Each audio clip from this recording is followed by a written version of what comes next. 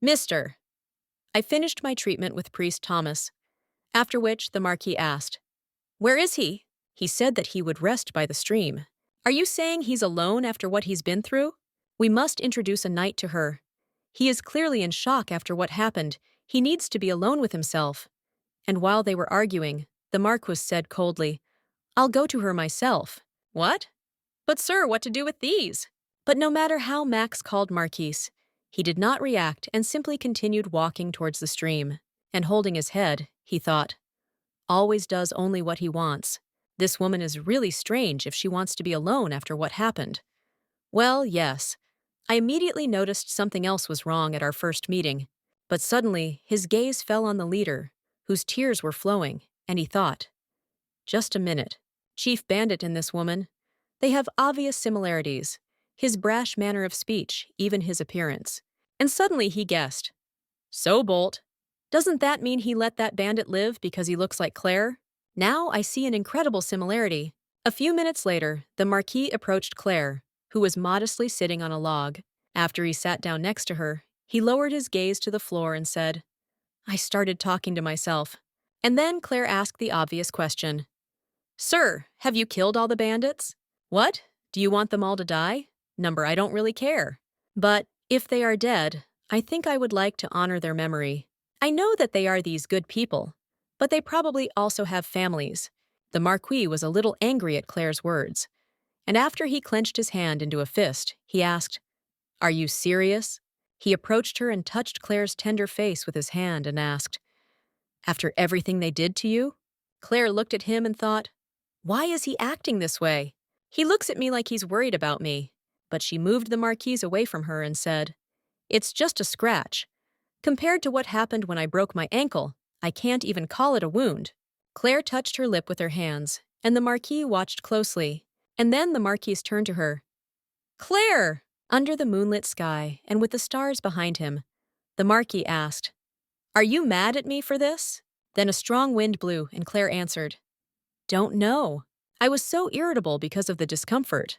But what's strange is, I think it's easier for me now. Her delicate hair was tousled in the wind, and she looked at him shyly. Why are you interested in this?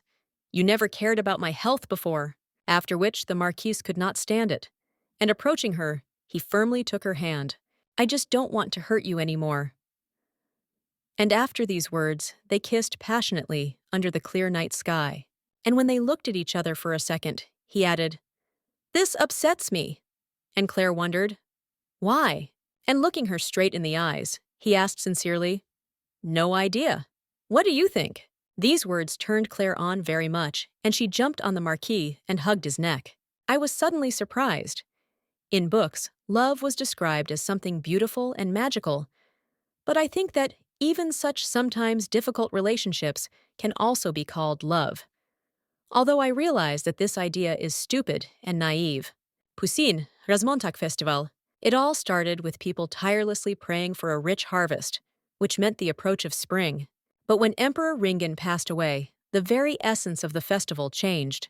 The nobles who stayed under him boasted of luxury, which was a measure of their power.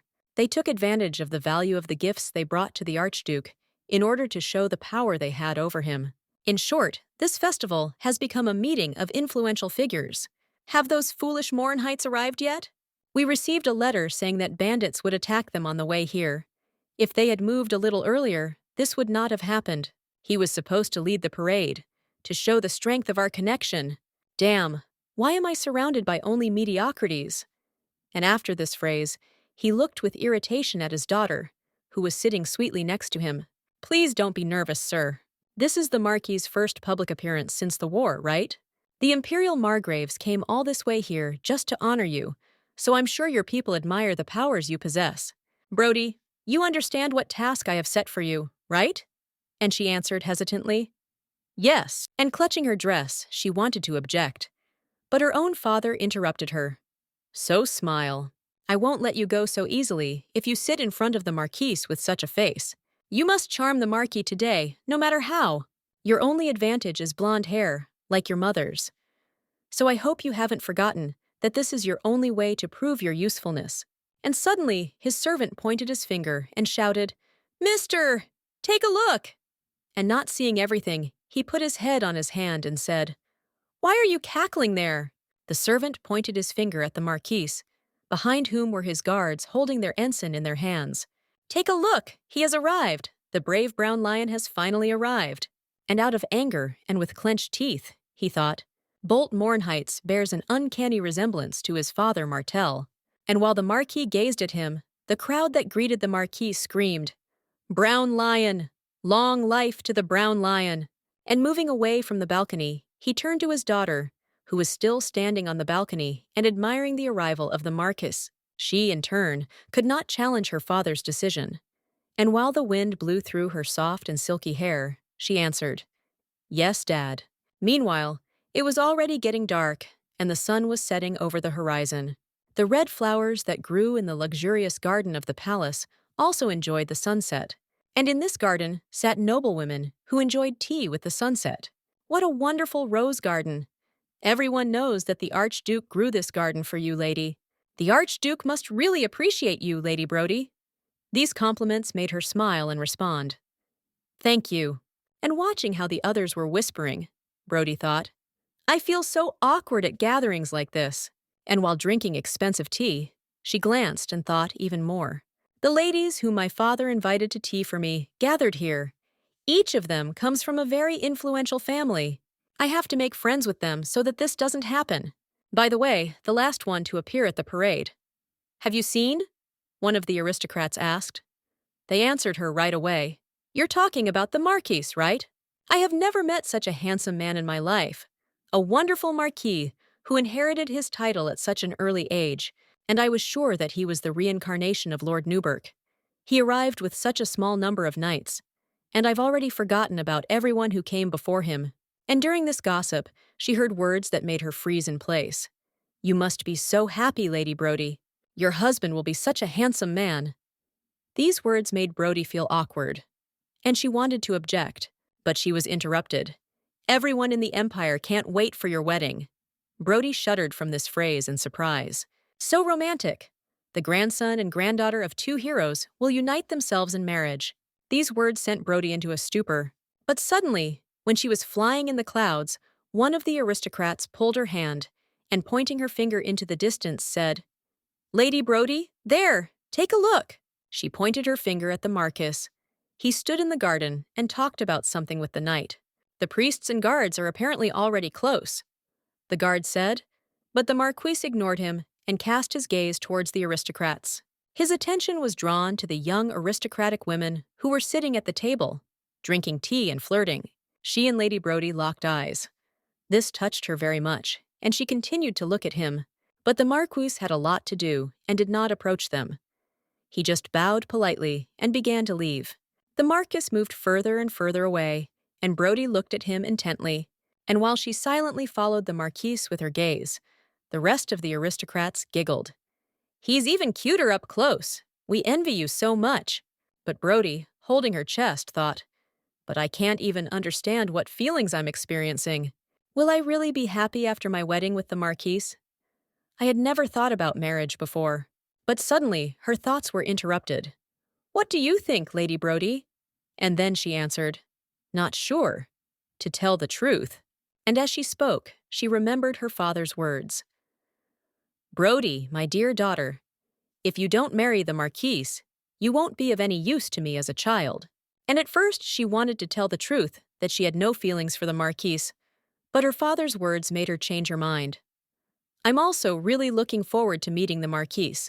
Meanwhile, the Marquis was sitting at the table and deciding some important issues, and then a knight came up to him and said, "Mister, the rest of the group will arrive tomorrow night. Maybe you should rest." After these words, the Marquis thought about it and said, "Tomorrow night," after which he came to his senses and said, "Okay, you can go." And then the knight bowed and left, and as soon as the door slammed, he moved away from the table, put his hand on his head, and sighed heavily. And suddenly his eyes fell on Claire, who wasn't actually there, and the non-existent Claire asked, "Do you want to say something?" But the Marquis was absolutely alone in an empty room. He just silently looked at the empty chair, and holding his head, blushing a little, he thought, "I have a serious problem. At night somewhere in a castle, There was a ball at the castle, and everyone was dressed up in luxurious dresses, and the men are in expensive suits. And while Brody stood on the sidelines and looked shyly at the floor, her father talked with everyone with a smile. And suddenly, he heard the hubbub of other aristocrats. Is there no marquis yet? The aristocrats giggled and talked. Do you think this dress will attract the attention of the marquis? Even in the capital, you cannot find a better husband than the marquis. I hope Marquis will dance with my daughter too. Because everyone wanted to marry their daughters to the marquis, he became very angry. They chatter about this marquis as if he were the most honored guest here. Brody looked at him and thought, the father looks angry. The nanny said that this banquet could greatly change my life if I established a relationship with the marquis. Lady, please listen carefully. Since the Archduchess is absent, the first dance must be your Sir Sherzik. The Archduke will then smoothly hand you over to the marquis. This will be your chance to tease the marquis.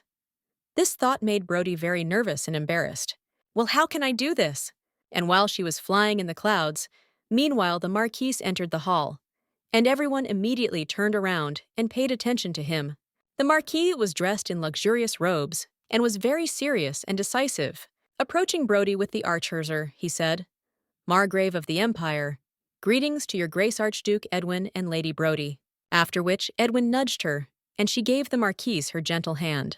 Without thinking twice, the marquise gently kissed her hand, looking straight into her eyes. And while the marquis tenderly kissed her hand, Brody looked at him and could not make up her mind. Am I capable of this? In the end, I didn't even get a chance to dance with the marquis, let alone seduce him, because at one moment Marquis Cac fell through the ground. Everyone in the room started whispering, Where is the marquis? Shouldn't he be dancing with Lady Brody right now? Did anyone see him leave? And looking at all this hubbub, Brody remembered that while she was dancing with her father, I saw the knight approach the marquis and say something, and after the knight reported to the marquis, he immediately smiled, and then he disappeared from sight. Why was he smiling like that? And while she thoughtfully tried to understand where the marquis had gone, Edwin shouted, Damn it! How dare he leave right in the middle of my banquet? Brody immediately grabbed his hand and tried to calm him down. Please calm down, Dad. He must have had a good reason. I think he'll be back soon. But I was wrong, because the marquis never returned. But what's strange is that I felt relief. After some time, that damn Langau castle. Finally we are here. They said that the building belongs to our marquis, so you can set up here. Meanwhile, Max was completely helpless, barely able to speak. God, I'm going to die right here. I had to convince the infantile marquis to go first. You need to leave the guards and go first. Otherwise you will miss your rights. But the marquis didn't care. Captain, the carriage wheel has fallen off again. And on top of that, Max still had to take care of the rest of the group. Max held his head and thought with tears in his eyes. And I must suffer from my cruel master. Whenever we return, I will definitely ask for leave. But suddenly, the marquis came up behind him and asked, Where is she? When he turned around, he saw the out-of-breath marquis in front of him. He was covered in sweat. Did you rush here at full speed? There you are. You can't even imagine how happy I am. But before Max could finish speaking, Marquis interrupted him. I asked where she was. Priest Thomas went into the garden behind the building, and after these words, the Marquis immediately turned around and began to leave. Max was very surprised by this and said, Are you just going to leave? Stale cracker. Don't even want to thank me for a good job? He grabbed his head, sighed heavily and said, Lord God. He went completely crazy because of her. Meanwhile, when the Marquis went to Claire, there were red roses everywhere. This smell bothered him very much. Damn smell of roses. It's already annoying. Ever since the day I arrived, my head has been pounding because of him. This disgusting smell drives me crazy. I can't do it anymore. But suddenly, in the middle of the dark night, Claire's delicate hair flashed. As soon as he saw her, he froze in place and forgot about that irritating smell. He couldn't take his eyes off her. Claire stood in front of him, wearing a priest's cape and holding one small rose in her hands. Dark moonlight fell on her. And enjoying that red and at the same time luxurious rose, Claire looked at the Marquise and smiled a little. He couldn't stop looking at her and stood still. Indeed, the thick aroma of trees and the bitter smell of grass, like all other smells, After that, Claire heard someone quickly approaching her from behind, after which the Marquis ran up to Claire and hugged her tightly from behind. Claire was very surprised, as she did not expect to meet him here. He pressed himself against her, and inhaling her scent said, "Finally, I can breathe you in." Claire turned around and asked awkwardly, "Mister, is that you? Max ruined your trip? What? Number, he was very polite to me." And after he grabbed her buttock, a question arose. "So why do you feel like you've lost a lot of weight?" "And I'm trying to push, Marquise." "I'm very shy," Claire answered. "I couldn't lose much weight in a couple of days." And while Claire kept her hand on his face, he asked, "In a couple of days?" After this question, Claire became very embarrassed, blushed, and closed her eyes. These strange sensations were caused by Marquise, who grabbed her hand and slowly began to lick her fingers. After that, the Marquise pressed her hips to him. "Don't tell me that what is now resting on my thigh." But the Marquis answered with a grin. "It's only been a couple of days. How could you forget?" The Marquise whispered quietly into her ear with a grin on his face. "Don't worry." After these words, the Marquise immediately tore off the priest's cape. He grabbed her leg and said softly, kissing her chest, "I won't hesitate to remind you." Claire turned all red and moaned a little. There was a hubbub near the carts, and everyone was bustling around, dismantling the carts. And while everyone was dismantling the carts, Marquis and Claire enjoyed each other. There was only silence around them, and only one sound of kisses. The Marquis sat her on his lap, and, holding her buttocks, continued to kiss her neck and chest. Claire grabbed his cape and simply enjoyed the process. She sat on his lap with him right in the garden. And this gave her a question. What if someone sees? He smiled and answered, "Do you really think that I won't feel it if someone is nearby?" And all nervous and red, Claire answered, "You know what I mean." The Marquise could not talk for so long, and, unable to resist, continued to gently lick her neck. The Marquis saw that she was tense, and, looking up from his work, said with a smile on his face, "Don't worry about such nonsense." I continue to kiss her, added, "Just enjoy." Claire was very embarrassed to kiss in public like that.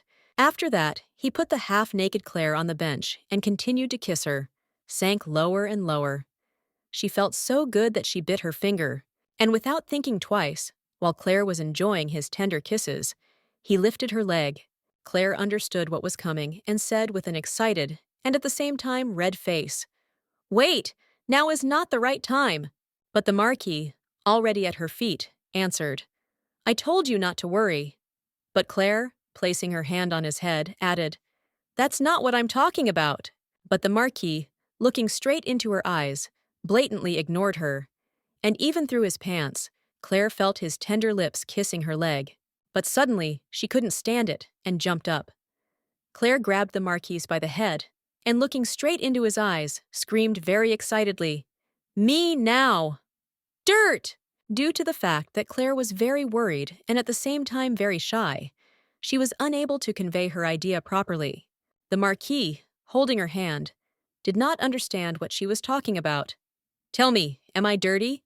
Due to the fact that the Marquise did not understand anything, Claire blushed very red and repeated, "No, I just don't know you."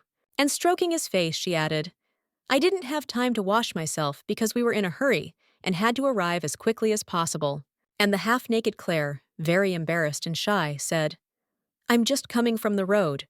Do you think someone like me would be scared by such an excuse? I spent a lot of time on the battlefield." But Claire stubbornly answered, "This is not an excuse." But the Marquis wanted to get down to business quickly, and with a smile on his face, lightly bit her finger. "Why are you getting closer and closer?" These words only turned the Marquis on, and without thinking twice, he kissed Claire. And I thought, I can finally relax. So what nonsense is this woman talking about? Worry about something like that. They gently touched each other's tongues, looking straight into their partner's eyes. However, I'm even glad that she is finally behaving so consciously with me. They couldn't keep their hands off each other. First, they kissed with tongue, but then they switched to traditional passionate kisses, to which they were both already accustomed. During the kiss, he pulled her towards him. But under no circumstances did he let her go for a minute. Claire noticed this and thought, "Why does he keep touching me?" And holding on to him tightly, she thought even deeper, It's so strange, like I'm missing something. And being in the arms of the Marquise, pressing her chest against him, she said, Mister. She wanted to tell him that she needed something more exciting. She wanted something that made her head empty for a moment. So she leaned against his ear and whispered, I want. And before she had time to finish speaking, the Marquis moved away from her and cast his gaze to the side. The Marquis sensed Max approaching them. Priest Tom, where are you? All the rooms are occupied, so we… And before he could finish speaking, he opened his eyes and saw a huge, dark silhouette in front of him. An angry, and at the same time irritated Marquis stood in front of him and just looked at him silently. At first, Max asked in bewilderment, Why are you here?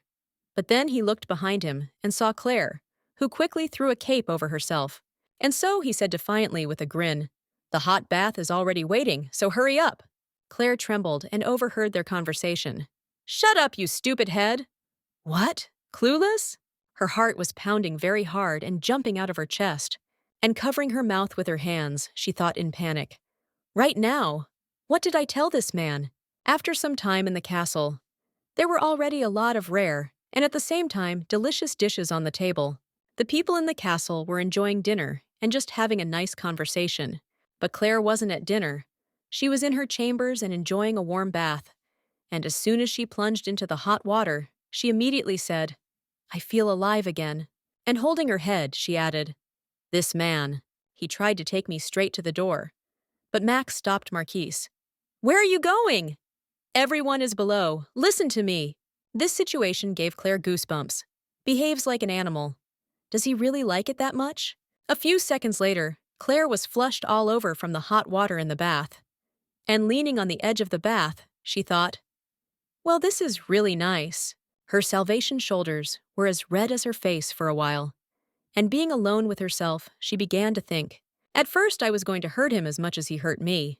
But instead of just using it, over time, I seem to forget about my original purpose. The way he touches me and the way he talks. He really appreciates me. And now I even allowed him to take control of me. She noted, smiling a little. But I don't understand one thing.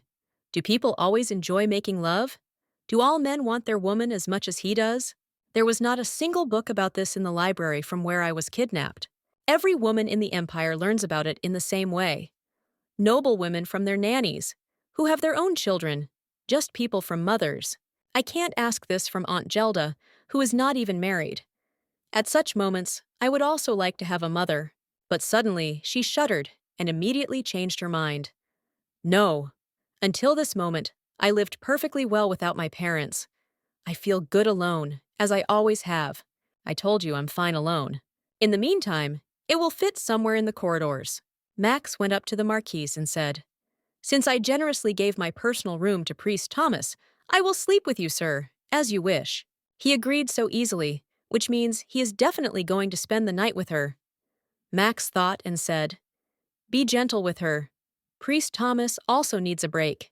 We didn't rest a single day during the trip, so even a healthy man would feel unwell.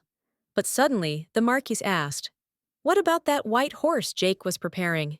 White horse? Are you talking about a gift for Lady Brody? I'm going to present the horse in person tomorrow too, so everything should be ready. This phrase really struck Max, and he asked again, Tomorrow in person?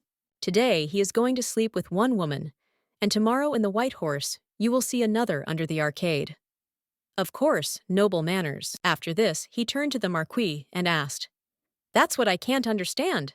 Are you really going to marry Lady Brody? What are you up to? And standing right in the corridor, the Marquis said with an indignant tone. What are you up to, you ask?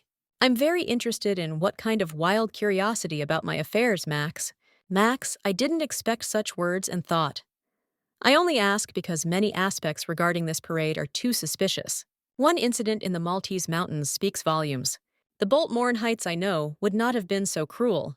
And on the other hand, he would not show pity for midges like them. This man has changed too much. And the reason for this could be that woman. It's all because of this woman, right? You are doing something that is not typical for you. And before he could finish speaking, the Marquise's hand fell on his shoulder, and he said, I think it's time for you to think about marriage. Starting tomorrow, you will attend various banquets with me. If you meet a lady you like, My family will help you arrange your wedding. And while the Marcus's hand continued to be on his shoulder, Max asked nervously, "What the hell are you talking about?" The Marquis said with a smile on his face, looking him straight in the eyes. "Start living your life already." This behavior surprised Max very much. And what he saw, cold sweat dripped from his forehead. "Marquis, are you sick? I don't think you realize what you're saying right now. Are you sure you didn't lose your head on the way here? Are you sure you feel okay? Maybe I should call a doctor." But before he had time to finish, the Marquis's hand moved his face away from him, and the Marquis answered with an angry tone, "Disappear! Forget it. There's no use talking to you." And after these words, the Marquis turned around and left Max. Suddenly, he heard Max turn to him and turned his attention to him. "Hey, Bolt, what I said, think about it." And the Marquis, looking straight into his eyes, answered without thinking, "Shut up." Meanwhile, in Claire's chambers, Claire, having taken a warm bath that washed her of her sins, immediately threw on a robe and went to bed. Her hair was all over the pillow, and turning on her side, she slept soundly. And while she, suspecting nothing, slept sweetly on her soft bed, the Marquis stood near the bed, right above it. He looked at him and said quietly, "Does he think I'm behaving out of character?" And then, with a creak, he placed his hand near her hair, and then he completely got ready on the bed. The Marquise was above her, and looking at her sleeping eyes, added, "Quite possible. I can cut off the head of each of those bandits at any time, which is why I gave them a chance to live. And yes, I will marry Lady Brody if it benefits me. I always take what I want, and if I get tired of something, I can easily recover from it." After which, despite the fact that Claire was sleeping, he gently took off the robe from her shoulders and began to kiss her breasts. He gently reached his hand to her chest and squeezed her breast as if for the last time. But Claire couldn't be woken up so easily, and it simply turned over on its other side and continued to sleep. After which, as the Marquise kissed him, he gently lay down next to her with a creak, hugged Claire tightly, and fell asleep with her. "Doesn't matter. I do everything based on my feelings. That's it." The next day, two ladies were walking in the garden, and suddenly one of them asked, "How are you feeling, Lady Brody?" Brody answered, holding an umbrella to protect herself from the sun. "Everything is fine, as always. It's just a relief that the weather is so pleasant today. Isn't it a beautiful day for a walk?" After these words, Brody looked at the maid and answered quietly, "Really? From that very day when the Marquis disappeared in the middle of the ball, my nanny never took her eyes off me. She'll probably make it up that I'm upset. Everything's really fine." Brody stung the umbrella very hard and thought, "But I'm afraid my father will still scold me. He is so indifferent, even to blood relatives. So what if he finds me completely useless and exiles me? How it was with my mother." And she remembered how her mother was treated when she was little. This thought makes her soul feel cold. And while the Brody was flying in the clouds, the nanny turned around and screamed at what she saw. "Later! Lady, look!" And on the horizon appeared the silhouette of a man sitting on a horse. And through the sun's rays, closing one eye, Brody turned her head and looked in the direction where the nanny was pointing. Her surprise knew no bounds. She saw a beautiful white horse in front of her. Brody imagined herself sitting on this white horse, riding elegantly and enjoying the ride. After which she looked in the direction of the Marquis with a not outrageous glance and thought, "This man." And as soon as he began to approach her, a small smile appeared on her face. The Marquis politely approached her, carefully extended his hand to her, and said, "Lady." But Brody turned away and thought, "Because of the baking sun, my head got hot, and hallucinations appeared." The Marquis, behind whom the horse stood, did not understand what was happening. Covering her face with her hand out of embarrassment, Brody said, "My lord, pets are not allowed in this garden." And the Marquis, against the backdrop of a luxurious garden, answered without the slightest doubt, "I know. However, I wanted to give this gift to you personally." These words struck Brody very much, and she asked again, "Present? Horse? In this empire, dresses and diamonds are a suitable gift for a lady, and he gives me a white horse." And with this thought, the Marquis helped her climb onto the horse. She blushed all over in surprise. The Marquis does not follow the rules that society interprets. Perhaps with him, I can also become free. After some time, night fell. The damage caused by pirates to puissant ships is very, very significant. And then it was I who was responsible for safety. Is this what you're trying to tell me? Marquis asked Victor Barton. It is amazing how lightly you treat the atrocities occurring on your Earth. I am sure that even the Archduke does not want the Margraves to be drawn into solving such minuscule problems. The truth is that the pirates are becoming more powerful every day. We cannot turn a blind eye to the deeds of these pirates, who do not even know where they come from and have absolutely no understanding of what power and strength are. That's the truth. Who knows? Maybe the Geneva ships will be next. Without a doubt, one day they will be able to threaten the safety of their empire. Now Marquis won't talk about this as a minor problem? Martin Sevier said with an objection. A powerful figure from the Archduke's family on his mother's side. These captains of the Poissy knighthood and the navy are in fact useless idiots who received their positions only thanks to the pedigree of the Archduke on the maternal side. It seems to me that the young master's knights are not enough. And after these words, Edwin stood up with a creak and said, Marquis of Mohrenheitz, sorry for the rudeness of my vassals. How about this? And he, like a snake, approached the Marquis and asked, Why don't you train the puissant army in person? After some time, I heard that you received orders to go to the battle. Are you really going to fight for the pirates? I thought the Genevan knights did not have the proper experience in naval battles. Don't you think it's too reckless? But the Marquis only smiled and answered, Don't talk in vain. Do you think I can lose? And Claire, looking at him, quietly answered, Anything is possible. I heard that their leader is called the King of the Pirates. After this phrase, the Marquis did not answer anything and only looked intently at Claire. Even someone like you can lose. But before she had time to speak, the Marquis pointed his fingers at her and said, Then you can come with me and check it out. After he removed his finger, there was a slight bruise in this place. In the end, every battle is the same as the last.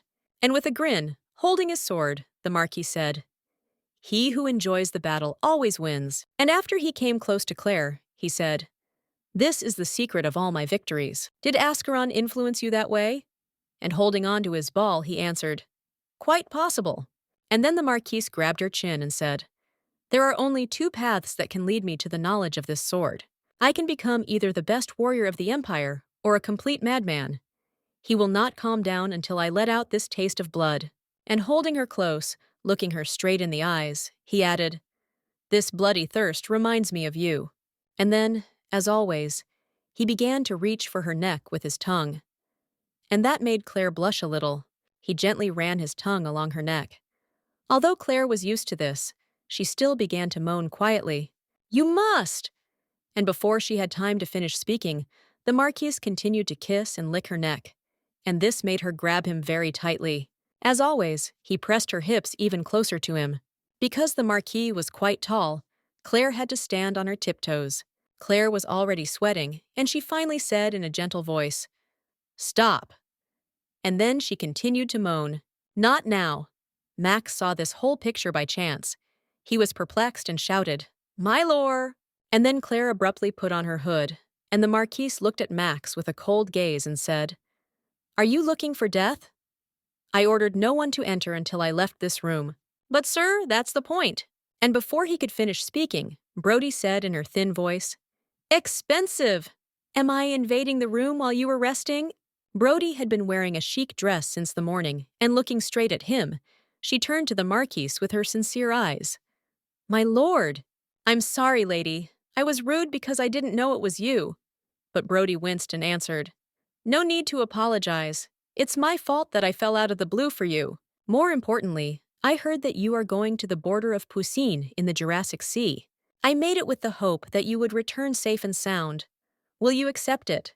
And after that, the Marquis accepted Brody's handkerchief and answered, I will protect him like a twin. And Claire and Max awkwardly watched this whole process. Claire looked away and thought, So this is the same Lady Brody. Now I see why everyone idolizes her so much and believes that she will become the next Marchioness. She is so charming and elegant. It is not surprising that she is the same blessed daughter of that same Archduke. Claire bit her lip in envy. And suddenly, out of the blue, Claire made a deep bow. Max was very surprised by this. She clutched her cape tightly and thought, God, how awkward. Max didn't understand what was happening to Claire. She looked so confused today. Probably the whole point is that the difference in their appearance is too obvious. She looks too pathetic compared to Lady Brody. I was told that some members of your group are still living in barracks due to lack of rooms. Will you allow me to be received at Langtheu Monastery? Thank you very much for the offer. But we have already been allocated separate rooms. In addition, we cannot spend the night in other places in our profession.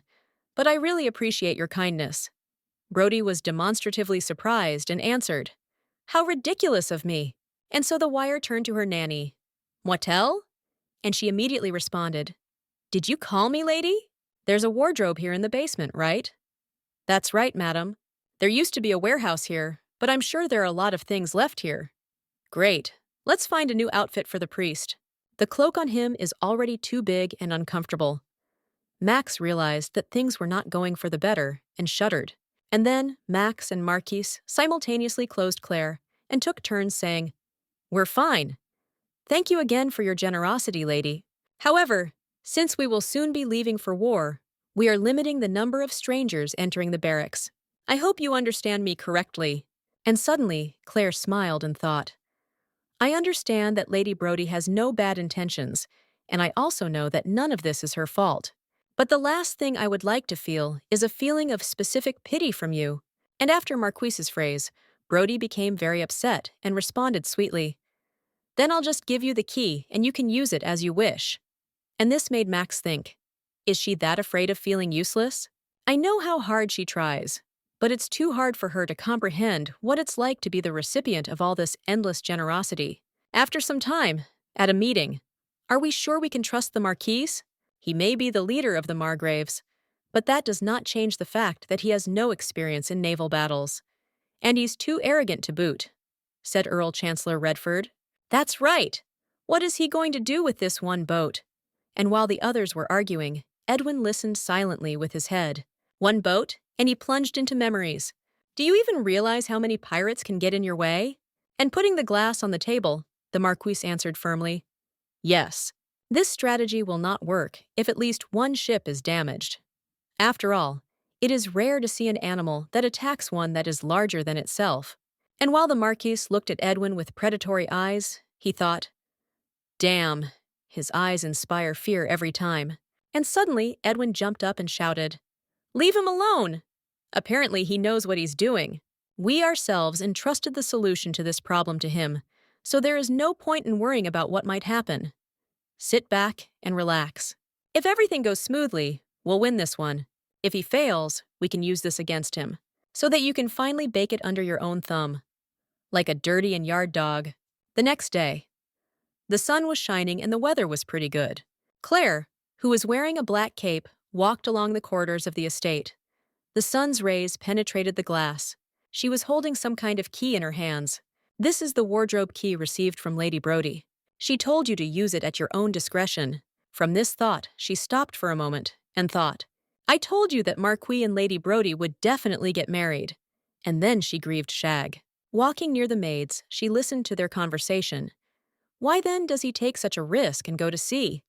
He accepted this offer only because it was beneficial for him to be the son-in-law of the Archduke. It's rare to find a woman as good as Lady Brody. As soon as Claire heard this, she pressed the key harder to her chest. And most importantly, we have the highest-ranking noblewoman of the Empire. After hearing this, Claire shuddered with attention. They will make the most beautiful couple in history. Just like Emperor Ringen and Empress Berta. I'm sure their wedding will be so outstanding that there's no comparison, right? I can't wait. Claire blushed with anger and thought, biting her lip. Is she the highest-ranking lady in the Empire? But this place doesn't belong to you. And the maids continued to flirt. The Marquis is definitely already head over heels in love with her. Isn't that right with you? So romantic. Claire had already heard enough of the maids' gossip, and therefore decided to turn around and leave. And finally, she heard the last of the maids' gossip. Then, why doesn't the Marquis leave the library at all? Meanwhile, in the Marquis's chambers. Surprised, Max shouted in bewilderment. What? Did you tell the Archduke that one single ship would be enough? If he was going to pull this off, why didn't they provide the Teutonic Order of Knighthood? Unlike us, they have experience in naval battles. Without taking into account how talented you are, don't you think that the war with pirates is a little out of line with your skills? But the Marquis was absolutely calm and did not pay attention to him. I was shocked that you only took 100 knights with you. You were counting on this trip from the very beginning, weren't you? And yes, I'm so annoyed because I'm stuck at this point in my life with such a terrible master. And suddenly the Marquise could not stand it and threw some piece of paper on the table and said, "Shut up and listen. This is the navigation diagram of the ocean adjacent to Poussine. Navigation chart. This is the same as a sea chart. What are these red marks? These are points where current directions change. It is likely that when there is a change in the tides, currents are so strong that they are created in them, capable of capsizing a ship. So our task is to attract the pirates to these areas." And while drinking wine with a smile on his face, he added, "This way we can destroy them in one fell swoop." But how did you know about this? Such information can only be known to those who live here almost their entire lives. That bandit gave everything away. Now they are on their way to Langeo with that man, so join us a little later. Our knights learned all this information from them. Max was very surprised and asked, "What? Have you been exchanging information with them all this time? If you were going to involve them in such an important battle, then why was there any fear of them that day?" "They paid their debts, but they touched what belonged to me." After that, Max sighed and looked at the Marquise with a contemptuous look. "What a calculating bastard. I knew it. There's no way the Bolt was acting this emotional just because of a woman. I guessed that there was something else hidden behind this. But are you sure that the pirates will fall into our trap?" And the Marquis answered without a doubt, "Exactly. Don't forget that all monsters will not resist taking the bait, even knowing that it can be dangerous." He clasped his palms, bit his lip, and thought, "And it's true. The more confident a predator is, the more tempted he is to fall into the trap. This is an uncontrollable instinct." And while he was thinking about this, an image appeared in his head of a naked Claire gently washing herself in a blue lake. And after such a violent fantasy, he folded his hands in front of him, smiled, and said, "Maximum. Where's Claire?" Meanwhile, Claire creaked open the doors to the dressing room. She carefully stepped inside and took off her hood. She looked around carefully and studied the area. Brody said that this closet was previously used as a warehouse. Like she said, there's plenty of stuff here. And holding her head, she thought, Brody is a noblewoman, so why bother about an ordinary priest? After which she remembered how sincerely Brody smiled and spoke. "I want to help. Things could change if I refuse her kindness, so I'll just grab one outfit and leave." And after which she lit a lamp and placed it near her. While the lamp illuminated the room, she walked up to the rack with things and began to reach for one of the outfits. Every single one of them is made of expensive fabric and embedded with diamonds. It was as if all the highest taxes collected from people from all territories were gathered right here. And with a smirk on her face, she said, "Here she is, the daughter of the Archduke. He dresses up in these outfits and hangs himself with stones like a peacock, trying to seduce the Marquise. And all in order to take the place of the princess, which is still empty to this day. On the one hand, there is a naive lady who loves luxury, and on the other hand, the Marquise, who is obsessed with bloodlust and women. Do people believe that they are repeating the fate of Emperor Ringen and Empress Bertha? Because of this, she became very angry and clutched her cape. Do they even know how the Empress died? After Emperor Ringen left this world due to illness, the Archduke, who was crazy about his father's wife, Empress Bertha, tried to dishonor her. The Empress tried to escape, but was caught. Then she decided to pay with her life in the name of reputation.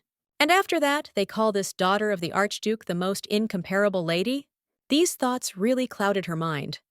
And to tune in, she took a deep breath and exhaled. It's time to think about the image and leave here. But while she was flying in the clouds, someone was already standing behind her. Now I realize how much I miss Aunt Gelda. And hearing these words, the Marquis sharply grabbed her hand and asked, "Who do you miss there?" He gently grabbed her by the waist, pulled her close, and looked straight into her eyes. Claire looked at him in surprise and did not expect to see him here. And then the Marquise kissed her on the cheek and said, "You weren't where Max advised you to look, so it took him a long time to find you. I was going to come back after I found a new coat. Even if you are going somewhere for a short time, you must notify me. And after that, the Marquise hugged tightly and thereby pressed Claire to him. Otherwise, someone may pay for it. And as soon as he reached his hand to her buttock and grabbed it, Claire screamed, "Wait!" Claire said, moving away from him. "I don't want to do this here." And after which their hands and fingers, like fabric, began to intertwine with each other. And suddenly he raised her hand to his lips and kissed it. At the same time, he did not take his eyes off her the entire time. And when he kissed her hands, he asked, "Will you swear on your honor that you are telling the truth?" Because of this phrase, Claire was very confused and did not know what to do. After that, Claire grabbed onto the Marquise even more tightly. The Marquis picked her up and threw her onto the table. But at the same time, he did not take his lips off her. And while the Marquise tenderly kissed her chest, Claire thought, "Number this is all wrong."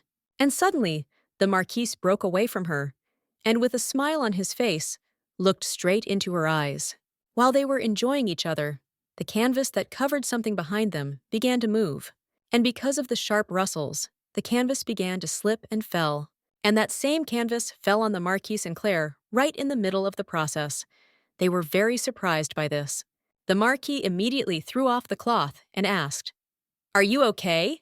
Claire replied, rubbing her forehead with her hand. "Where does all this come from?" While she was coming to her senses, something caught her attention. She saw that the linen that fell on them covered an amazing and at the same time elegant dress. She couldn't take her eyes off him. She liked this dress so much that she froze in place. The Marquise noticed that Claire was enjoying this dress and did not notice anything around her. And then the Marquis asked, "Would you like to try it on?" And Claire answered in an uncertain voice, "No thanks, it's not mine." Moreover, such a dress would only suit an elegant lady like Lady Brodie. It won't suit an ordinary maid. This answer from Claire struck the Marquise very much. He thought that Claire would immediately rush to put on that dress. Do you think such a dress is inappropriate for your status? Yes. It doesn't matter whether you are a maid or not. It does not change the fact that you are the woman of Boltmoor Heights. There is not a single thing in the world that will not suit you. And no one can shame you for anything. If you want something, I will get it for you, even if you still voluntarily want to be a maid. And after such thoughts, the Marquis said decisively, "Stop criticizing yourself and try it on." The Marquise grabbed her and brought her closer to the dress and said, "Put it on, faster." Claire resisted and wanted to move away, but the Marquis's hand did not allow her to do so. The Marquis noticed that Claire couldn't make up her mind, and little by little began to unbutton her blouse. "Do you want me to put it on you myself?" After some time, the Marquis stood in the middle of the room while Claire put on her dress behind the screen. The Marquis had been waiting for a long time, and therefore asked, "Have you already put it on?" And to his surprise, a quiet voice came from behind. "Yes," and when he turned around, his gaze froze in place, and he himself was enchanted. Standing in front of him was a shy and insecure Claire, who thought that this dress didn't suit her at all. But in fact, in this dress, she looked like a real aristocrat. And after that, Claire's gaze turned to the Marquise, and she asked awkwardly, "I look weird, right?" Putting it on was harder than I thought. But the Marquise did not answer anything, and simply stood still, silently staring at her. And while the Marquis looked at her silently, Claire continued to grovel further. "I'm sure people would laugh at me if I appeared like this." But suddenly, a quiet voice escaped from the Marquis's lips. "No, it suits you very well." These words came as a surprise to Claire. "You belong to me, so don't worry about what other people think of you. And while I'm gone, don't show this side of yourself to anyone else, or I'll worry about leaving you." And after these words, Claire's heart beat even faster. And without hearing an answer, the Marquise asked again, "Is everything clear?" Claire leaned on him, hugged his neck, and asked, "What if I show it?" She stood on her tiptoes, reached for his ear, and whispered, "What will you do then?" They approached each other, and the Marquise responded, "Then I will gouge out the eyes of the one who is looking at you right out of their sockets." This answer satisfied Claire, and she immediately kissed the Marquis. And against the background of a dark night, which was illuminated by a blue moon, Claire, who was wearing the same blue dress, passionately kissed the Marquise. The next day, Claire put on a cape, sat modestly on a bench, and leafed through a book. This morning, the Marquis gathered his warriors and set off for the Jurassic Sea. I'm sure nobody knows how long the battle will last. Be a good girl and wait for me, looking at the portraits of the blonde emperor you like so much. There are plenty of them in this book. And after Clark read the note left by the Marquis, she smiled and thought, you are probably the only person who treats a textbook on imperial ancestry as a picture book. He's been surprisingly kind lately, even yesterday. When they kissed passionately yesterday and made love, compliments poured from his lips. It suits you very well. You are the most beautiful woman in the world. I remember all this. A strong cold wind blew across Claire's back. This book is very rare, so I need to have time to read and reread it while I have the opportunity. Looking at the Marquis's note, Claire blushed and thought, but why can't I concentrate at all? In a moment, she jumped to her feet and thought, I relax too much and become absent-minded. I'm not working yet. We must return to the estate. While she was flying in the clouds, someone came up behind her. And suddenly, when she was heading to the estate, someone turned to her. Hey, you! It was Edwin. He smiled sarcastically, and the guard stood behind him. Yes, that's right. I'm turning to you. Claire was very scared. Although she did not know Edwin's intentions, it was clear from his face that he was planning something bad. And licking his teeth, looking straight into her eyes, Edwin asked, You have blue eyes, right? Claire immediately turned away, and Edwina responded, I thought I told you to bring Blue Eyes to my bedroom. He is here, in the outbuilding, which means he belongs to the Marquis, and bringing a priest into your bedroom would look kind of strange. And from these unpleasant words, Claire squeezed into her cape. I want to see his hair, so take off your coat. And after this order, the guards immediately responded with one voice. Okay, my lord. The guards ran up to her and grabbed her by the arms, and Claire screamed in resistance. Please don't do this. I'm a man. And Edwin, coming closer and closer, spoke. I really hope so. Are they red? If I like you, I will provide you with a comfortable life. And as soon as Edwin grabbed her hood, bad thoughts immediately rained down on Claire. I've lived on the brink of death for too long. I can't just hide. And just as he was about to remove her hood, a scream came from behind him. Archduke Edwin, please stand down. It may be dangerous. Your Grace, this priest is sick with the plague, so it's too dangerous to get so close to him. And from this news, Edwin and his guards immediately moved back. They ran away and muttered to themselves, Then isolate him, quickly! Why did the Marquis bring the sick man here? And as soon as Edwin and the guard left, holding Claire by the shoulder, he sighed with relief. Claire, are you okay? It's lucky that you were saved. How could something like this happen right at the moment when the Marquis left the castle? Claire was very frightened, and her face showed great fear and excitement. Meanwhile, somewhere out at sea, the ship was cutting through huge waves. On the deck where Marquis and Max stood, orders were heard. Drop anchor! Hold on, the current is strong. And suddenly, the leader of the mercenaries shouted, We have arrived, my lord! The Marquis was surprised and asked, So, is it here? And holding a map in his hands, looking into the distance with a smile on his face, he said, Not a bad place for a grave. And suddenly Max asked, Isn't this area too close to land? We only sailed for 2 days. This is because the ocean is clean. If the ship sinks further there will be no turning back. So that is why pirates choose this area for robbery, because even if a sailor falls overboard, he will remain alive and will not drown. Sounds too human for a pirate. This phrase made the mercenary leader think, but then he just smiled and answered quietly, You're right. The nobles stole our property, wealth, and even families to cover up their losses. This is the irony that the pirates show unnecessary and inappropriate compassion. And suddenly, the leader of the mercenaries said, looking at the floor, My lord, if our plan works, you will allow my friends and their families to live in Geneva, right? And even if I die in this war, please keep your promise. Give them a chance at a prosperous life, please. But at first, the Marquis did not answer anything and remained silent. He just grabbed the hilt of his sword. But then he smiled and answered, Who said we would fight? The leader of the mercenaries was very surprised and asked, We won't fight? So why did we come all this way then? And while the leader did not understand what was going on, the Marquis grabbed the handkerchief that Brody gave him and threw it away. We don't need this anymore. And after he threw away that handkerchief, he looked at the leader and answered, We'll escape. The ships continued to cut through the waves of the sea. Captain, a ship has been spotted to our left. That makes 9 ships. No, 10 factorial. Are we continuing in this direction? Yes, we are following the same plan. Let's get more sailors to set sail and ride the wind when the time comes. And a frantic bustle began on board. Take positions! Okay, sir! While everyone was fussing and the leader went up to the Marquis and asked, 10 pirate ships? I've never seen anything like it. So you're saying this isn't normal? It all depends on the size of the merchant ship, but I have never seen more than 5 ships at a time in this place. Max overheard their conversation and said with a smile on his face, Damn, this is really, really bad. I think the pirates will definitely take advantage of the chance to freeze you.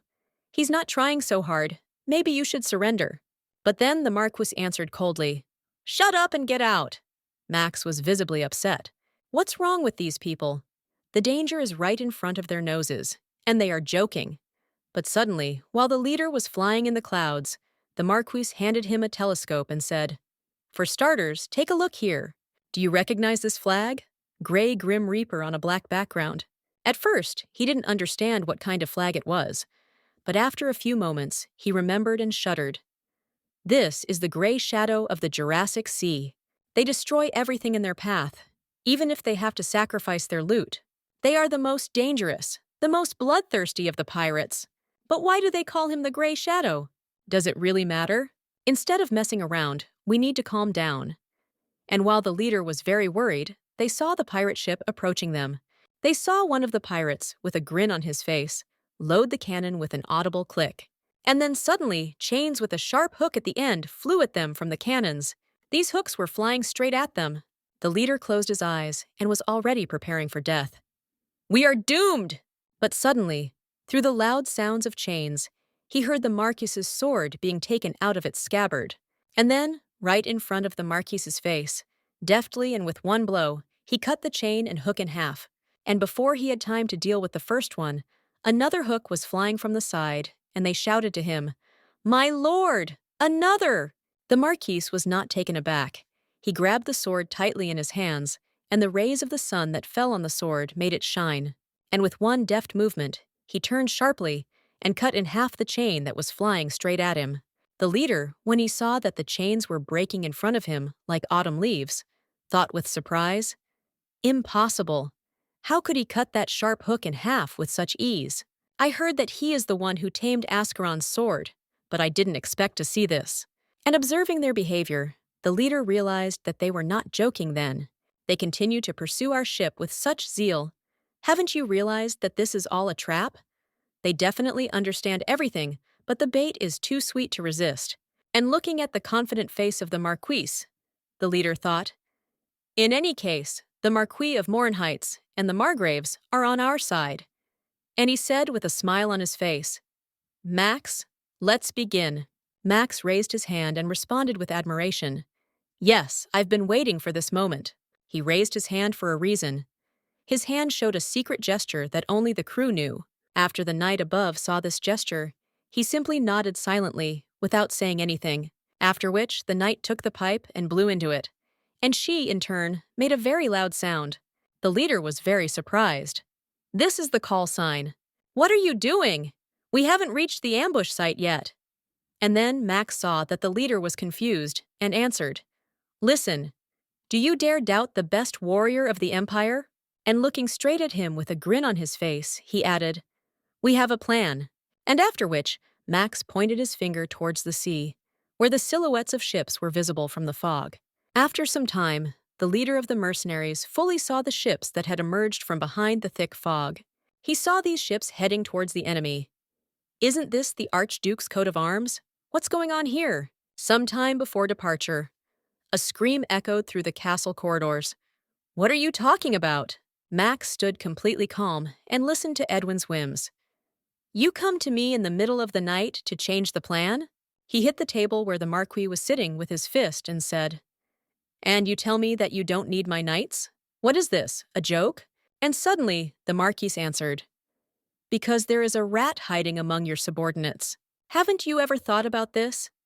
The Pusain army may be weak, but it has superiority in numbers and ammunition. So why does she lose every time? What about unexpected attacks? They are inexplicable if the enemy does not know about all your movements and details of the plan. I'll catch this rat for you. This will be my gift. These guesses did not please Marquise and Edwin at all. He propped his head on his fist and looked into the distance with a dissatisfied face. The next day he was sitting on a chair.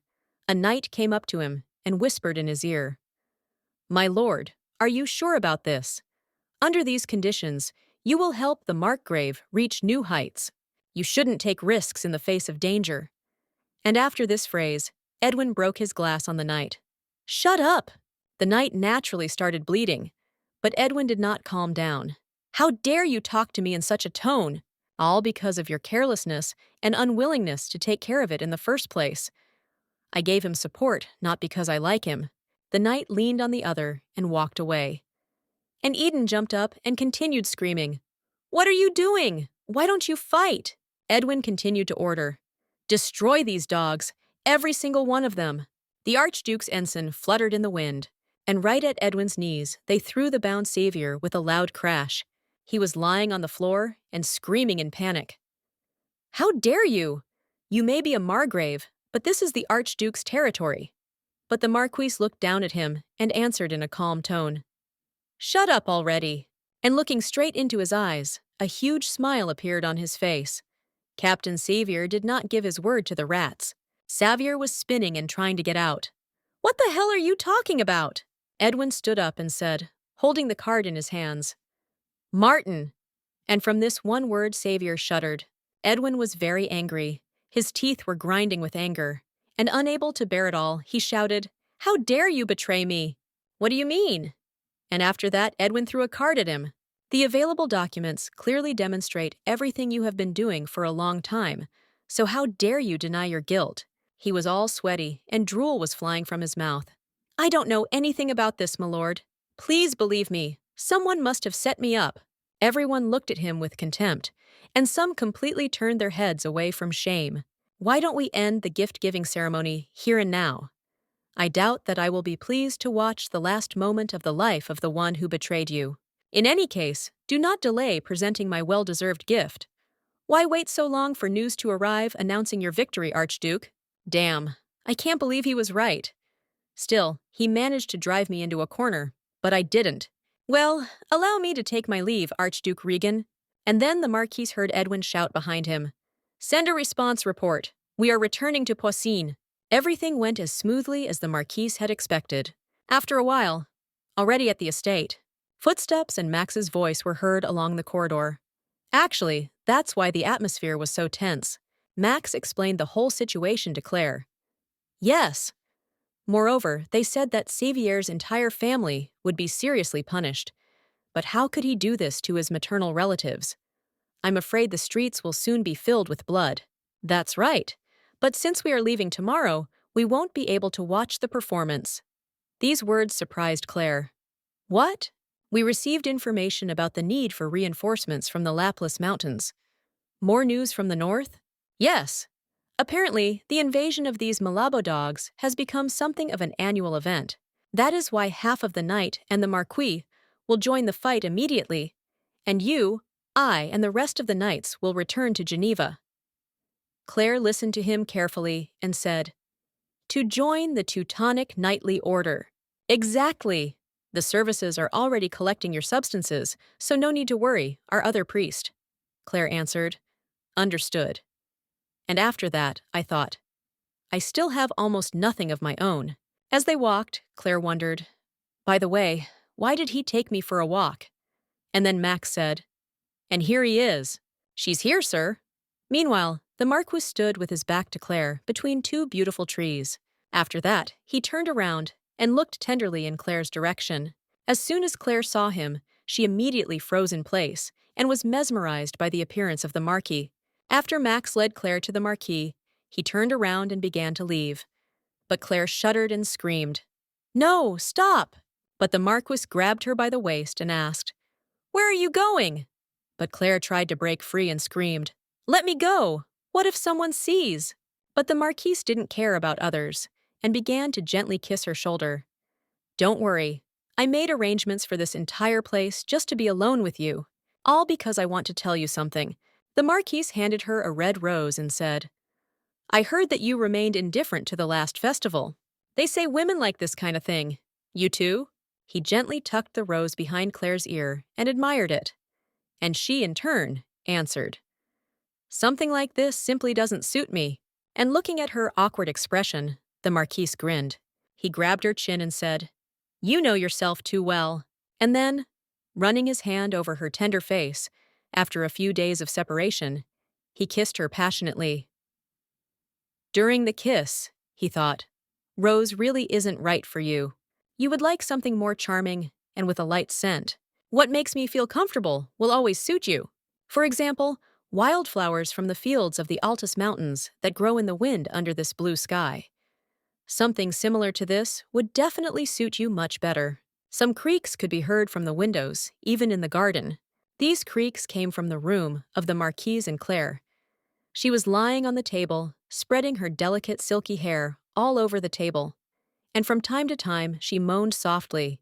And while the Marquise threw her on the table and kissed her, Claire grabbed his shirt and said, "Mister, wait, I'm in pain." The Marquis looked at the red and all out of breath Claire and thought, "I can't believe I have to leave her. Damn dogs from Malabo." Claire's shirt slipped off, and she grabbed his back and began to scratch him hard. But this only made the Marquise more and more excited. And suddenly, in the middle of the process, the Marquis quietly told her, "Go to Volador Castle and wait for me." He moved closer to her red ear and gently stretched his tongue towards her, licking it gently. "Be a good girl and don't get into trouble." But Claire did not weaken her grip and continued to scratch his back. And Marquis also began to moan quietly from all these pleasant sensations. The sweat that accumulated on his face slowly dripped down. "It's so stupid to ask her to wait for me. It's nice that he forced her to do this countless times." The all-sweaty Marquise, with a grin, looking at her, thought, "She still obeys me in everything to this day." He got so excited that he grabbed her red and very embarrassed face. "In any case, was there ever a moment when she really waited for me? And now I ask her about it again." Claire did not understand the strange behavior of the Marquise. Why is he touching her face so passionately? "Because I can no longer imagine myself without this woman in this tower and by my side." All red and out of breath, Claire closed her eyes because the Marquis gently grabbed her leg. Claire held on to him tightly and moaned. The Marquis liked this very much and said, "Yes, be obedient as you are now." Stroking her hair, the Marquis added, "Then I will give you an appropriate reward. I will continue to repeat this meaningless promise if you stay by my side." A few days later, Volador is in the castle. While some cart was in the estate, Jake ran out and shouted with delight, "Welcome back, Sir Max!" And Max, standing near the horse, answered with a smile, "Hi, Jake. How are you doing?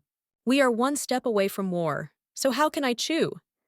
Didn't sleep for 3 days to have time to prepare all the supplies you requested. You work tirelessly, as always. So let's take a look at the blanks now." But before he could finish speaking, he was interrupted by a joyful Max. Wait. Take this first." And then he held out some kind of package. Jake was surprised and asked, "What is this?" And while Jake read the contents of the package in surprise, Max turned away and looked in the other direction. His gaze fell on Claire, who was modestly sitting in the cart in a black cape. And after a few seconds, Jake said, "This is not an official request.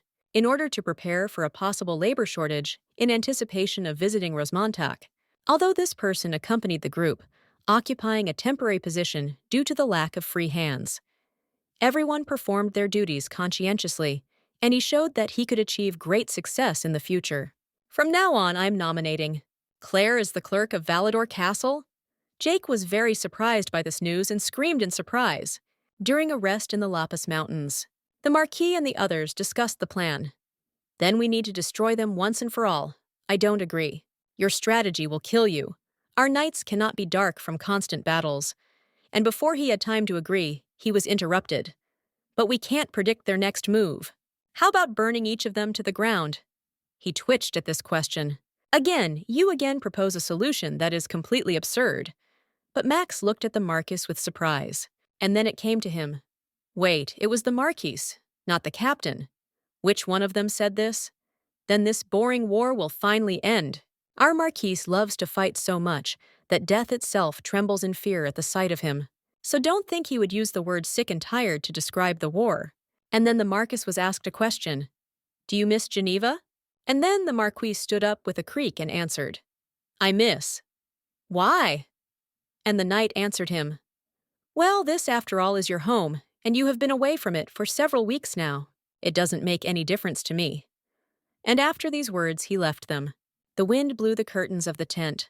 The sky is damn bright blue today, just like her eyes. After some time, it was already getting dark. Meanwhile, Claire was sitting at her desk, holding a pen in her hands and completely immersed in her work. She looked out the window and enjoyed the scenery with her bright blue eyes. The sky is unusually beautiful today. Where does this tickling feeling of déjà vu come from? Then the image of the Marquis surfaced in her memory. But what if I want you? She remembered standing opposite him at the top of the tower. What should I do if I want you, sir?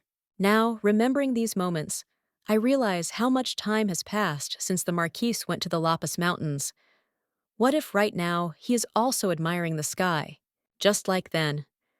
She continued to remember those moments and enjoy the scenery. But suddenly, while she was flying in the clouds, someone called her. Claire! She jumped up in surprise and said, What's happened? Why are you so surprised? Apparently, you don't set yourself the task of finishing the work on time. Sorry, my lord. Is there any additional work? You're damn right. Well, I haven't closed my eyes for 3 days. But he just patted the table and answered, Well, then I advise you to hurry up and finish the accumulated work so that you can close these very eyes. Well, this amount of work will soon drive me straight to the grave. You just need to translate it into French and Latin. She took one of the sheets and said, These are donation requests. Letters will be sent to high-ranking nobles of the empire. Will any of them want to do charity as soon as I receive a letter? These are not just letters. This is a letter from the Mornheit's house. In addition, this incident is in disarray. Rumors spread throughout the empire about the lack of progress in the relationship between the Marquis and Lady Brodie. Therefore, every family with a daughter was visited by a feeling of hope. Everyone will respond instantly as soon as they receive the letter, so they will donate money to bribe the Marquis. And holding a rose in his hands and enjoying its scent, he answered, This is exactly how the world of aristocracy works. This is the essence of current sanity. After this phrase, Claire became sad, dropped her eyes to the floor and thought, but suddenly a question burst out of her mouth. So, does that mean the Marquis is also interested in getting married soon? Are you jealous? This question put her in an awkward position. Jealous? What are you talking about? Do you want to get your hands on our Marquis? What a greedy, cunning fox. Because of all this, Claire put her hand on her head and thought, there was no need to even ask. This was a mistake. I'll tell you what. Don't get your hopes up and be grateful for the fact that now you are his favorite. When he marries, be sure to serve the future Marquis faithfully, as you serve the Marquis now. And all angry and annoyed, Claire responded, Well, unsure. I haven't gotten enough of a return to be proud of it yet. And dropping the rose, he answered with a trembling voice, You ignorant wench! Do you not understand at all the significance of the fact that he left you in the tower? But Claire was like a stupid bunny and didn't understand anything. Tower? The heir's tower was built by the first Marquis of Neuberg. This is not a place where the first person you meet is allowed to stay. By the way, he himself developed a construction plan specifically for his great-grandson. So, since now you know everything that is known to everyone, from the flesh to him for his kindness, I was grabbed and placed there by force. So how could I know such details? She thought with irritation and answered, I have nothing, so how can I repay him? What are you talking about? But you have the opportunity to give him the most beautiful gift a man can receive. It's amazing that after 3 times you couldn't realize this. But in confusion, Claire asked, Sorry? You mean? And before she had time to speak, he interrupted her. Yes, you must give birth to his child. From this phrase, she fell into a stupor and became very angry. You're kidding, right? Right now, all I can think about is how nice it would be to pierce him right through with this feather. Meanwhile, somewhere in the port, the sounds of seagulls mixed with the sounds of the surf. And in this very port, some man with white hair, holding a barrel on his shoulders, just walked peacefully. And suddenly, something caught his attention. His gaze fell on the handkerchief. He decided to reach for it and thought, "What is this? It doesn't look cheap. We need to give it to Claire." And while he was distracted from his work and picked up his handkerchief, his foreman shouted at him, "What have you forgotten here? Let's go back to your place. Faster!" And as the foreman repeated, the barrel began to fall from his back. As a result, the barrel of luxurious, expensive wine shattered, and its contents spilled onto the floor. The foreman grabbed him by the collar and screamed in panic, "Damn dog!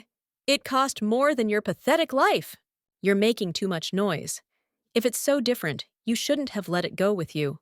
And after these words, he could not stand it and hit the foreman very hard. Everyone around saw how the foreman could not even stand on his feet from this blow. And putting the handkerchief in his pocket, he said, "Take my salary and we'll be even. I will do everything that I would like to do on your last day here." The foreman, not understanding the situation, lay on the floor, and he said as he left, "Well, be it." And suddenly, when he came in, he heard a scream. "Andon, where are you going?" After that, he turned around, smiled broadly, and looked him straight in the eyes, and answered, "To meet my little sister. There's an estate somewhere." It was already quite late and it was snowing. Claire slowly walked along the snowy path, holding pen and paper in her hands. She was very cold. Because of this, she was breathing into her palms. "I can't believe he made me work so late, and on a night like this. I swear, he wants to take me to the grave. I've been working for 6 months now, and things haven't gotten any less busy." And looking at all these papers in her hands, Claire thought, "And, if you think about it, I wouldn't say that I don't like it. Reduce the toll to Lepasovo? Yes, don't forget. This is why there are riots here every year. But if you show them that you are ready to wipe out all these bandits from the face of the earth and spend any money on it, then the good prerogative emerges. I have learned a lot, and now I can voice my thoughts." And with red cheeks from the cold, holding tightly all the papers and feather, she said sincerely, "Now I finally feel alive." And while she was flying in the clouds, she caught herself thinking that she needed to work. Exactly. This is not the time to fantasize. We must hurry home in order to wish the children good night before they fall asleep. But suddenly, she caught on a stone that barely stuck out from under the snow and fell. She couldn't stop and started sliding down like a hill. Everything was jumbled and spinning in her eyes. But she remembered the time when she fell. "I have a problem. There's a stream there at the end of the slope. If I hit it there, I definitely won't get away with slight frostbite." But suddenly she stopped. And because of this, she opened her eyes and thought, "Didn't I fall? Got caught on something?" But she was very surprised when she saw the Marquise in front of her, who was tenderly holding her. He looked at her and said, "I thought I told you to obediently wait for me." Claire, meanwhile at the Archduke's castle. "What? Did he leave? But you said that negotiations have already begun." "Well, yes. The Marquis instructed his captain to conduct negotiations on his own and left somewhere. Lapis Mountains, around the same time. Max supported the negotiations in every possible way, but he was thinking inside, 'Let me go home. Is he hiding something important in Volador? Or how can I explain this? Why did he run away so quickly? I'm not sure of anything anymore. The fact is that immediately after the naval battle, I have to marry them, all because of the Malabo dogs.' And after that, one of Edwin's assistants said, 'How about sending him a letter? You've already started preparing for the victory banquet, so he should be there anyway.' And suddenly they objected to him. 'This won't work. Traveling around the Altus in winter is very difficult. In addition, negotiations with Lopez are not yet over. So, if we call him under the pretext of some kind of banquet, it will only anger him. There is also a risk of undermining the Duke's reputation among all the people.' But suddenly, Edwin jumped up, hit the table with his hand, and shouted, 'His idiot! So send him a gift or something. Don't waste your money and send him a whole bunch of gifts. Break it into a cake, but do everything to bring me closer to him until next spring. With the beginning of spring, they should definitely already be husband and wife. Although I am not destined to bear this great title, if Brody enters the Marinhewitts' house, then my grandson can inherit it. And since I can use the power of the bolt and the people's love for my grandson. I can wield power that cannot even be compared with that held by the current emperor. This means I won't have to wait for my own brother to die." And clenching his fists, there was no limit to his plan. "I'll prove it to you, father. The son you brought into this world will erase you from history." Meanwhile, the Marquis carried the wet Claire into the room and lit the fireplace to keep her warm. Claire sat on a blanket thrown over herself and looked intently at the Marquis. And as he approached her, unbuttoning his shirt, Claire said, "I didn't think you'd be back so soon." With a creak, he climbed onto her bed and, touching her leg, answered, "So I didn't tell anyone about my return." And Claire asked with an uncertain voice, "Why?" And he answered without thinking, just like that, after which the Marquis touched his forehead to hers. But Claire continued to look at him and said, "So why?" And suddenly, she felt that he was somehow cold. She jumped up and asked in a panic, "Wait, why are you wet? Did you take a bath?" But he answered ironically, "Yeah, in that same stream, in such and such weather." And he still gave me the cloak? The Marquis has no idea what the problem is. After which, Claire turned away and said, "You need to wash your hair first. I'll go find something to dry it with." But as soon as she wanted to go somewhere, the Marquis grabbed her by the waist and pressed her tightly to him. He hugged her so tenderly, as he had never hugged her before. He sat her on his lap and asked, "How's your leg?" Because the Marquis grabbed her, that same cape fell off Claire. But she answered, "Are you talking about a dislocation? Everything has healed a long time ago. I can even run." And after that, the Marquis lifted her skirt and grabbed her leg. He moved closer to her ear and said, "So she healed so much that even rolling down the hill didn't hurt?" But Claire didn't answer because she was very shy and blushed. "Next time you fall down a slide, spread your legs to slow down." And he decided to demonstratively show me this. And he began to spread her legs, gently running his hands along her legs. He added, "Otherwise you will break your skull." After which he reached his hand towards her shoes and asked, "Does anything else hurt?" And through Claire's moans, he heard the answer, "Number." "Sure?" Moans could be heard throughout the room, but Claire still responded, "Yes, I'm sure." After this phrase, he abruptly took off her shoes and himself. He threw her onto the bed, hugged her gently, and whispered in her ear, "Then come on. Let's just sleep a little. That's it." Claire was perplexed by this phrase. She lay under the Marquis and did not understand what was happening. Surprisingly, the Marquis did not pester her, but simply put his head on her chest and thought, "God, this scent." That is why this war seemed so unusually long. Surrounded by the smell of blood, I continued to remember the aroma emanating from this woman, and the very tired, exhausted Marquis fell asleep right on Claire's breasts. It was very strange for her. After all, he had never done this before. It became difficult for Claire to hold him on herself, so she shifted him to his side. And looking at him, she thought, "How soundly he sleeps." Now that I reflect, I realize that I was always the one who lost my temper first. And now I see him just sleeping peacefully, and for the first time so defenseless. Once upon a time, even Mr. Bolt was a boy. And after these thoughts, she gently began to stroke his face with her gentle hand. When Mrs. Ravaya told me this, the picture did not emerge in my head. Well, when I see him like this, I think I understand what she wanted to tell me. And after that, she tenderly hugged the Marquis, and he, through his sleep, hugged her back. And in such a romantic position, they fell asleep together. The next day, there were very expensive suitcases on some boxes. Wow, how much does it all cost? This carriage walk is simply endless. There was an incredible hubbub, and everyone was talking and fussing about something.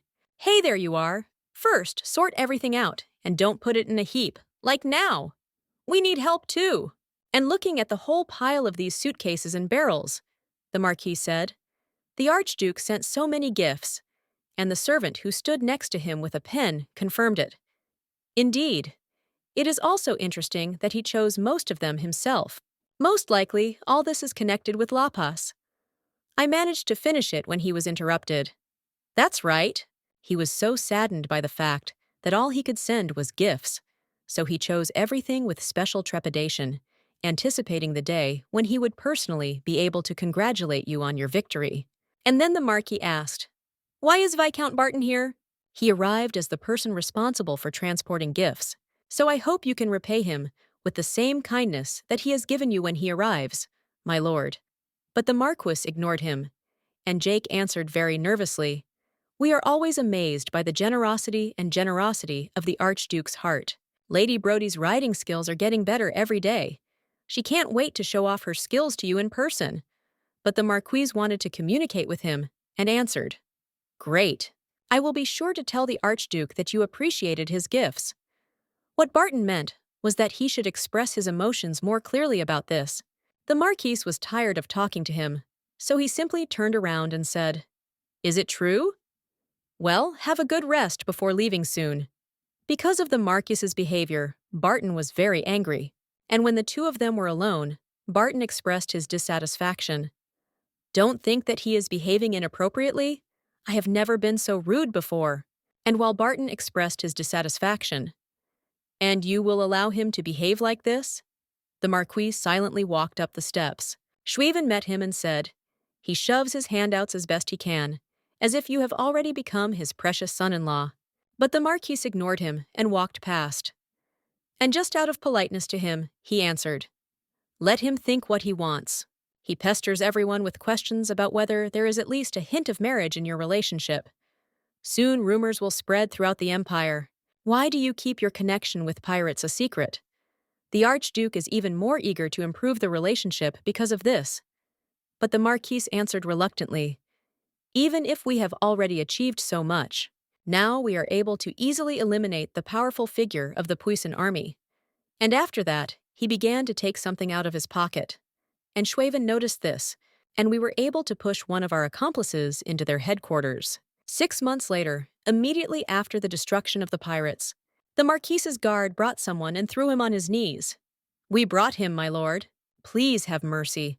I supplied certain information only to cover my son's gambling debts, and then they began to blackmail me that if I stopped doing this, they would tell everything to the Archduke." And suddenly, when the man was in tears begging for mercy, the Marquis said in a moderate and calm tone, "Calm down, Count Redfort." And looking straight into his eyes with a smile on his face, the Marquis added, "I'm much more merciful than you think. You saw everything with your own eyes, didn't you? I got rid of Martin Sevier to give you an invaluable opportunity. Prove your loyalty to me, and I will continue to be so generous." Well, what do you think? The fact that Marquise immediately saw through him gave Redford goosebumps. He couldn't understand how he pulled it all off. This caused cold sweat to run down his forehead. "I swear unquestioning loyalty to you, my lord. I'll give you everything you want. No, I will give you everything I have, so please." Now, I am sure that the Archduke has no reason to disturb you, Marquise, but it's only a matter of time. When spring comes, I'm sure. But before he could finish speaking, he was interrupted. "But I think you need to continue to keep a tight rein on the Archduke." The Marquis turned around and asked, "How?" Schweiwen answered without hesitation, "You must formally introduce the hostess of the family. If this news spreads around the area, the Archduke's reputation will go through the roof. Then he will stop playing these games, and he will run away as fast as he can. I think he will be very ashamed too. And by the way, Claire is a smart girl, so she will be useful to you if you continue to keep her around. It would be nice to present it officially in this status." But the Marquise turned away and answered, "I don't want to get involved in this pointless nonsense." And while a scream was heard behind the shadow, "Sir, please think about it." The Marquise looked into the distance and thought, "The mistress of the family?" After a few seconds of thinking, he smiled and introduced. He was curious how she would react upon hearing such a proposal. He has already visualized her distant face, which looks at him and does not understand what is going on. The next day, she dedicated the bright sun, and the birds sang. Overall, it was a nice and sunny day. Claire, who was holding a pen and a book in her hands, asked, "Are you getting me to keep an eye on the Marquise's bedroom?" And they answered her right away. "Yes, you. Baron Keynes personally requested such an assignment. I think what you said then, during the rainy season, unsettled him." And the head maid, with a smile on her face, reminded Claire of all her antics. "But compared to me, I think someone else could do it." But the maid put her hand on Claire's shoulder and answered, "No, it can't." And looking at her, the maid smiled. I think there are reasons why the Baron decided to entrust this to you. So many things have changed here for the better because of you, Claire. I hope everyone can learn from your work ethic. The maid couldn't stop praising Claire, but then she came to her senses and said, "In general, do everything perfectly. I should go through." And Claire answered without fail, "Fine." Subsequently, a lot of things fell on me, and people began to ask me what I thought about this or that matter. I used to be only the lady from the tower, which was watched by the servants and made handouts. And now, influential figures in the castle ask me for advice. But why? Because I'm a marquise woman? Maybe they think that I'm some kind of marquise's puppet? This cannot be true. It's because I know a lot. Exactly, I'm very well read. I can read and write, and also think critically. I understand what they need, and that's why they ask me for advice. Wherever I go, no one can stop me. And a few minutes later, she was already entering Jake's chambers. She walked past the guards and creaked open the massive doors. She walked over to the bed and ran her hand over the silky bed. Having placed it in a book with a pen, I sat down on the bed and thought, what will happen if he brings another woman into this bedroom? She pressed the blanket, and only one thing bothered her. I haven't seen Marquis since that day. I don't know when he left. Without the warmth from the fireplace and his cloak, it might have seemed like it was all just a dream. Maybe I had strong hallucinations that day. From that very day. Why didn't he come looking for me again? Have you already found a replacement for me? Or is it because he's actually getting married, as the rumors say? From all these guesses, she just smiled, looking at the silky blanket and said, "How stupid." She frowned and continued to look thoughtfully at the floor. Am I really that afraid of losing the meager power I have now? I already felt the pleasure of the meager power that she had acquired. I already felt the taste of power. But why still don't realize my place and can't put up with the life I deserve? I just have to please him and keep him interested in me. Well, suddenly, while she was flying in the clouds during the day, a familiar voice rang out. Well, I didn't expect to meet you here. She got scared and turned around and shuddered a little. It was the Marquis. He leaned on the door and said straight into Claire's eyes, "In my room, at this time of day. Don't you think you've become too bold?" Claire continued to sit on the bed and just silently look at the Marquis, who stood and looked at her in the doorway.